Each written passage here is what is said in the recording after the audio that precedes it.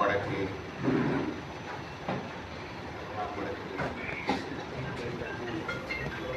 பிரதேச சபை செயலாளர் அவர்களே, ஏனைய அரச நிறுவனத்தின் உயர் அதிகாரிகளே, பொறுப்பு அதிகாரிகளே, ஏனைய அரசு அலுவலர்களே, இங்கே வந்திருக்கின்ற பொது நிறுவனங்களின் பிரதிநிதிகளே, ஊடகவியலாளர்களே, அனைவரையும் வணக்கம் கூறி வரவேற்று நமது இன்றைய இந்த பிரதேச ஒருங்கிணைப்பு கூட்டத்தை மிகவும் வினைத்திறனாக நடத்த உங்களின் ஒத்துழைப்பை எதிர்பார்க்கின்றேன்.